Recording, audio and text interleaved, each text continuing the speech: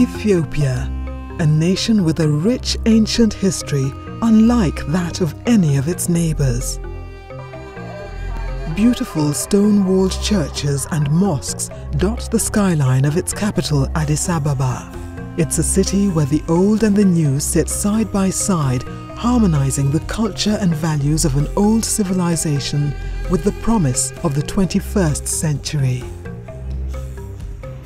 Like any other African nation, Ethiopia faces the challenge of increased rural to urban migration. Many of these migrants end up in informal settlements in cities with access to only the barest of amenities. This country has abundant water resources from 9 river basins. But irrespective of the potential of these water sources, Ethiopia is among the countries with least access to potable water supply for the increasing urban population. UN Habitat, under the Water for African Cities program, has partnered with local authorities and non-governmental organizations in Ethiopia to help achieve the Millennium Development Goals for water and sanitation. We originally started off working on 3 principal areas. One was on water demand management, the second on protection of water resources from the impacts of urbanization, and the third area was dissemination and outreach. But that recently has, in the past 5 years, has been expanded to include other priority areas such as sanitation, monitoring, and specific focus on the urban poor. Harar is a walled city in eastern Ethiopia. Harar is undergoing a major water crisis with a very low level of water supply coverage. Due to the shortfall, the urban poor are forced to buy low-quality water from vendors at extremely high prices. Kundudo Primary School in Harar has benefited from the Water for African Cities program with a roofing catchment installation and a 25,000-litre water tank to enable them harvest rainwater. The school has also started a water and hygiene club. UN Habitat do for us a roof catchment water reservoir, and they make this reservoir, and they give us different training for students, for teachers, and for guards how to use this reservoir or roof catchment. Abreha Bata Home is a safe haven for elderly people. It also houses some younger residents with physical disabilities.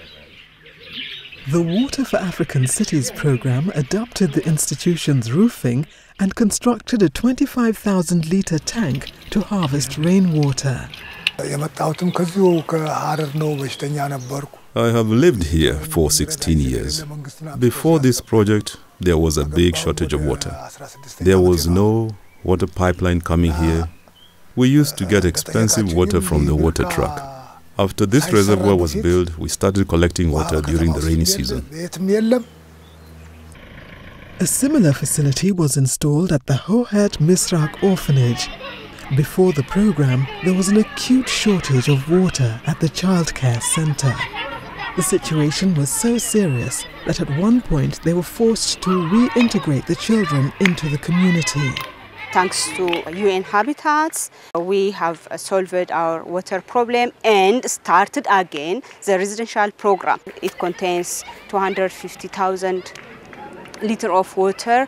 It stays a week or 2 for all these children and for the dairy and the cows. If it is possible, we do need another one to reserve more water and 100% to solve our water problem. Also in Harar city, one finds the Gara-Ule community. Here, more than 80 families live in a dilapidated building which once served as a part of a military camp. The structure's interior is dark and congested. The individual houses, which are separated by low partitions, are so cramped that the families here have to sleep in shifts. Before this intervention, they had no sanitation facilities to speak of. Under the sanitation component of the program, a toilet complex with showers was built. The block is fitted with a rainwater harvesting system. The residents pay a small fee to use the facility. There is a separate rainwater harvesting system complete with reservoir for the provision of clean water for domestic use. UN Habitat also donated 2 mobile waste bins to improve solid waste management in the commune. This intervention has inspired the poor community members to realize their right of getting basic services, and they have started to raise their collective voice. The sanitation condition of the community before the project was awful. Most of the people were beggars. Now 5 members of the community are employed as guards and shower room and water point attendants. We have built a small shop using the money that we have generated. We also use the wastewater from the showers to irrigate our vegetable farms. 55 kilometers from Harar lies the city of Dawa. It's the second largest city in Ethiopia and is situated along the railway line from Addis Ababa to Djibouti. The main source of water supply in Dawa is groundwater, but this resource is not sustainable due to depletion, high pollution from domestic and industrial origins, and shallow groundwater conditions. Water for African Cities supported the construction of a public toilet and shower block in front of the city's railway station. The facility is managed by a cooperative formed by former porters from the railway station who lost their jobs when passenger trains stopped running between the two cities. The members of our association work here in shifts. One janitor looks after the facility at any one time. Then we share the money that we earn from here. This area of Dawa is inhabited by a large population of refugees. When they first moved here, they had to fetch water from 5 kilometers away using rickshaws and small taxis. Through this program, a water point has been constructed in the community. Now that they have water at their doorstep, they save on the taxi fare and have more time to engage in productive activities.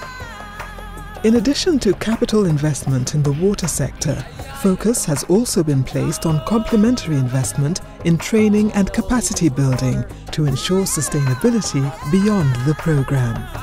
One of the big problems in a developing country is this water source safe or not? And traditional testing methods would require a laboratory, incubators, and never could be done on the community level. But there are 2 tests then that all you have to do is add water to them, and I put them together into a portable microbiology lab. You can take that laboratory, and anyone, anywhere, anytime can test their water source. As African cities increasingly serve as engines of growth, the continent's population will continue to migrate to urban centers. The demands on governments to provide adequate sanitation and water supply will keep rising. Initiatives like the Water for African Cities program play a vital role in bridging the demand gap. But the real value of demonstration projects such as this lies in the capacity of governments and local authorities to upscale and replicate them. This will ensure sustainable access to proper sanitation and safe drinking water for Africa's urban poor, making a tangible impact on their lives and serving as a stepping stone to a brighter future.